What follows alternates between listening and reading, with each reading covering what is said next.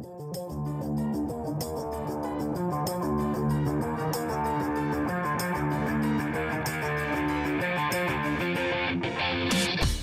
ఆది, చూశారు కదా, వీడి పేరు ఆది. కొలెస్ట్రాలే తక్కువ, ఎక్స్ట్రాలు మాత్రం ఎక్కువే. వీడి గురించి చెప్పాలంటే పగలు రాత్రి సరిపోవు అనుకుంటున్నారా? అబ్బే అలాంటిదేం లేదండి. రెండు మాటలు చాలు. 1, వీడి గోకని అమ్మాయి లేదు. 2, వీడి ఫెయిల్ అయిన ఎగ్జామ్ లేదు. అదేంటో మీరే చూడండి.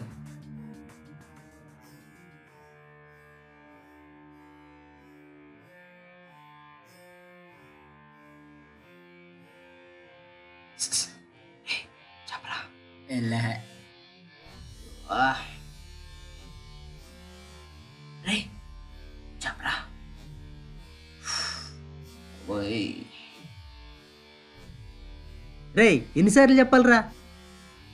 ఇతని పేరు శేఖర్, అది వాళ్ళ డాడీ. ఇతని గురించి కూడా 2 మాటల్లో చెప్పొచ్చు. 1, ఎగ్జామ్లో ఫెయిల్ అయిన ప్రతిసారి కొడుకుని తిట్టని తిట్టు లేదు. 2, తిట్టాక బాధపడుతున్న కొడుకుని చూసి దగ్గరకు తీసుకునే రోజు లేదు. పనికి మళ్ళీ అదవా, బుద్ధి మళ్ళీ అదవా. బతుకుతున్నావు, నువ్వు బతుకుతున్నావు. ఎందుకురా బతుకుతున్నావు? ఆ బతుకు ఎందుకురా? ఎందుకు వచ్చిన బతుకురా? సన్నాసి అదవా, ఎందుకు వచ్చిన బతుకు అంటున్నాను. చూడరా, తోటోళ్ళు చూస్తే నేర్చుకోరా.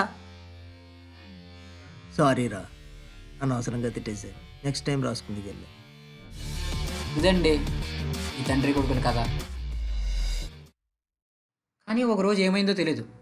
అప్పటి వరకు ఇచ్చిన క్వశ్చన్ పేపర్తో సంబంధం లేకుండా వచ్చిన ఆన్సర్స్ రాసి ఫెయిల్ అయ్యే ఆదిగాడు ఫస్ట్ టైం వచ్చిన ఆన్సర్ల కోసం కాకుండా ఇచ్చిన క్వశ్చన్ పేపర్లో ఆన్సర్ల కోసం ఆలోచిస్తున్నాడు.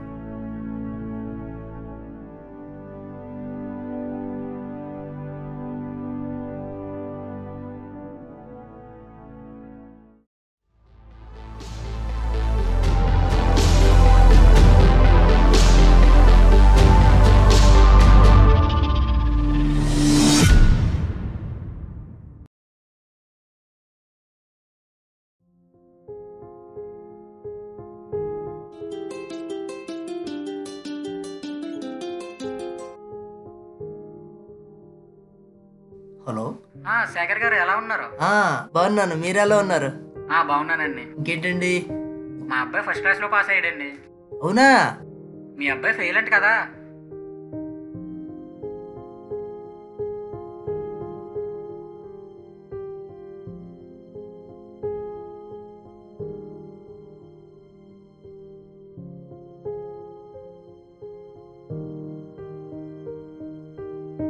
రైట్, ఆగు.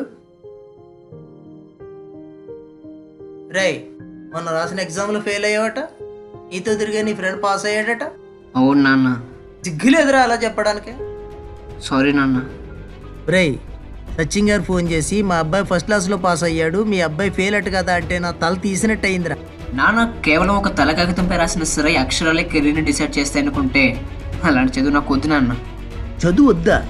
చదవకుండా ఏం చేస్తావు? బళదూరు తిరుగుతావా? ఈ ఎడ్యుకేషన్ సిస్టమ్ నచ్చలేదు అంటున్నా.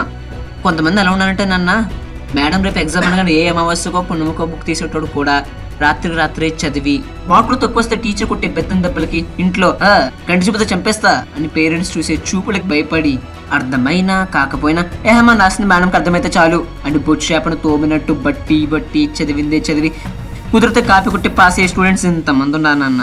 కష్టమని ఫీల్ అయ్యి చదువుకునే స్టూడెంట్స్ కంటే ఇష్టంతో చదువుకునే స్టూడెంట్స్ చాలా తక్కువ మంది నాన్న. ఇక పేరెంట్స్ 92 మార్కులు వస్తే ప్రౌడ్గా ఫీల్ అయ్యి మీ దగ్గర చెప్పుకునే సచిన్ గారిలా 32 మార్కులు వస్తే తల తీసేసినట్టు ఫీల్ అయ్యే మీలాంటి తల్లిదండ్రులు చాలా మంది ఉన్నారు నాన్న. కాలేజ్ వాళ్ళకి ర్యాంకులు కావాలి, పేరెంట్స్కి ఏమో మార్కులు కావాలి, కంపెనీకి రెజ్యూమ్లో పర్సంటేజ్ కావాలి. కానీ నీకేమొచ్చినాడు జాబ్ ఇచ్చాడు ఒక్కడని ఉన్నాడా నాన్న?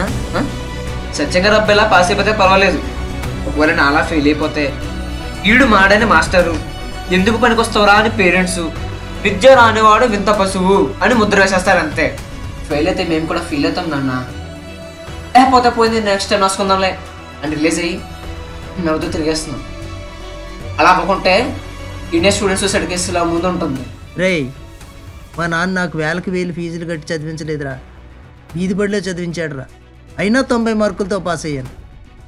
అయినా ఈ రోజుల్లో చదువుకుంటే బోలెడు అవకాశాలు ఉన్నాయిరా. అవకాశాలా? ఎవరికున్నాయి? అన్నీ ఉన్నోడికే ఉన్నాయి, లేనోడికి కాదు. గవర్నమెంట్ ఫ్రీ సీట్లు ఇస్తుంది కదా. ఏంటి ఫ్రీ సీట్లా? గవర్నమెంటా 1947-41 సెక్షన్ ఇండియన్ కాన్స్టిట్యూషన్లో ఒక ఈక్వాలిటీ అని పెట్టారట, సమానత్వపు హక్కు. అది పేరుకి ఈక్వాలిటీ. ఆ హక్కు ఆనాడు రాసిన రాజ్యాంగం పరిమితమైంది కానీ వాస్తవంలో లేదు.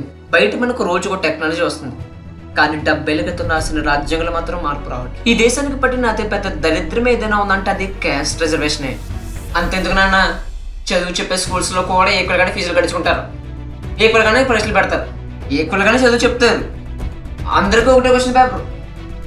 కానీ వచ్చిన రిజల్ట్లో వాళ్ళ కేటగిరీకి సంబంధించిన మార్కులు వస్తే చాలు వీళ్ళు మీద జాబ్లు ఇస్తున్నారు. మరి 190 మార్కులు వచ్చిన వాళ్ళు ఏమవుతారు నాన్న? మరి అలాంటప్పుడు అందరికీ ఒకటే క్వశ్చన్ పేపర్ ఎందుకు? ఎవరి కేటగిరీకి సంబంధించిన క్వశ్చన్ పేపర్ వాళ్ళే తయారు చేసుకోవచ్చు కదా. రిజర్వేషన్ లేని క్యాస్ట్లో కూడా పూటగా గతిలేని బతుకులు ఉన్నాయి నాన్న. అదే క్యాస్ట్లో బలిసినోడు ఉన్నాడు, గతిలేనోడు ఉన్నాడు. బలిసినోడు ఇంట్లో వాచిన గంజి బయటపోతుంటే గతిలేనోడు ఇంట్లో అదే గంజిని అమృతంగా తాగి బతుకుతున్నానన్న. వాళ్ళ బతుకులు ఇంకా చీకటిలోనేనా? ఆ చీకటి బతుకులే వాళ్ళకి శాశ్వతమా? నెక్స్ట్ జనరేషన్లో కూడా ఇదే సిస్టమ్ కంటిన్యూ అయితే 70 ఏళ్ళ చరిత్ర గురించి నేను మాట్లాడినట్టు ఇంకొకటి 90 ఏళ్ళ చరిత్ర గురించి మాట్లాడే పరిస్థితి వస్తుంది. మోదీ సార్ చెప్పినట్టు క్యాస్ట్ అంటే 2 రిచ్ అండ్ పూర్ అంతే. రిజర్వేషన్ అంటే వాడుకున్న ఆస్తిని చూసేవాళ్ళు కానీ కులాన్ని బట్టి కాదు. Modi sir hats off sir. 100 government సీట్లు ఉన్నాయంటే 1500 మంది అప్లికేషన్లు. అందులో చాలామంది మీలో 90 మార్కులు వచ్చిన వాళ్ళు నాన్న. అడుగడుక్కి అరుగుపోయిన అవ్వాయి చెప్పులతో, నుడత కనబడకుండా చేసిన ఇస్త్రీ చొక్కాతో, రాను పోను తిరగడానికి జేబులో వేసుకున్న బస్సీ ఛార్జీతో, మళ్ళీ రేపు రావాలేమో అని మిగుల్చుకున్న చిల్లరతో, కనీసం టీ తాగడానికి కూడా సంకోచించే బీద బతుకుతో, ఆయా కష్టం చేసి తల తాకట్టు పెట్టి సంపాదించిన డిగ్రీ పట్టాతో, ఈరోజు కాకుంటే రేపైనా బతుకులు వెలుగొస్తున్న ఆశతో, తిరగడి దిక్కు లేదు, ఎక్కడి మెట్టు లేదు, అటెండ్ అవ్వని ఇంటర్వ్యూ లేదు, పొట్ట కూటి కోసం కోటి విద్యలను నమ్మి బరువైన బతుకును బాధ్యతగా మోసేందుకు ఏ కూలీ పనుకో పాచి పనుకో ఏదో ఒక బిజినెస్ చేసిన వాళ్ళలో మీరు ఒకరు. అప్పట్లో తినడానికి ఉంటే చాలనుకున్న రోజులవి, కానీ ఇప్పుడు తినడానికి ఏం తినాలా అని ఆలోచించుకుంటున్న రోజులు. దానికి కారణం అంతా మీకు కష్టమే నాన్న. అసలు ఇదంతా పక్కన పెడితే మీకు వచ్చిందా గవర్నమెంట్ జాబు? రాలేదు. అక్కకి 91% వచ్చిందా గవర్నమెంట్ జాబు? రాలే. రేపు మీరు అనుకుంటున్న సత్యంగా అబ్బాయికి కూడా గవర్నమెంట్ జాబ్ రాదు. ఆడు కూడా ఏదో పని పెట్టుకోవాల్సిందే.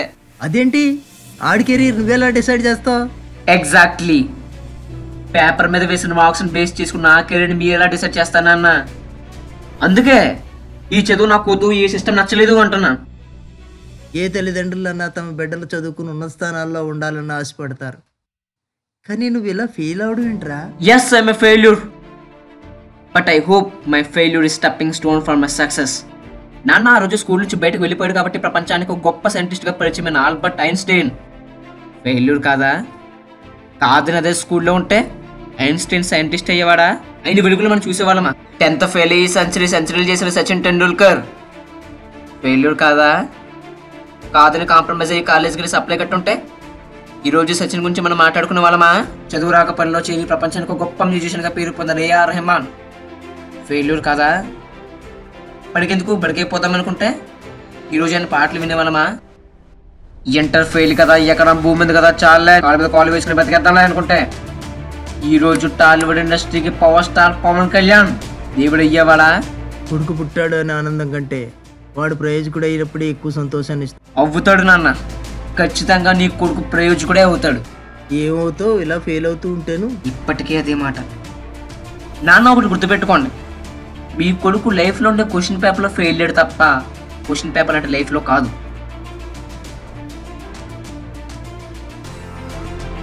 వేల ఫీజులు కట్టలేదని బీది బడులు చదివించాడని మీ నాన్న మీకు గొప్పోడు కాకపోవచ్చు, కానీ కష్టం అంటే ఏంటో తెలియకుండా చెమట రుచి చూపకుండా పెంచిన మా నాన్న నాకు గొప్పోడే.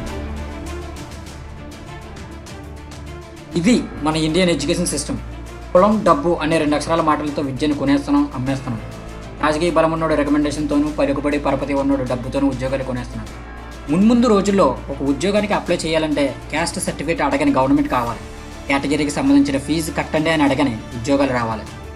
నాకు తెలిసి అప్పట్లో విద్య డబ్బును తెచ్చిపెడుతుంది కానీ డబ్బుతో విద్యను కొనలేము అని చెప్పిన మహాకవులు ఈ రోజులు ఇలాంటి ఎడ్యుకేషన్ సిస్టమ్ని కనుక చూసినట్లయితే ఖచ్చితంగా సిగ్గుపడేవారేమో.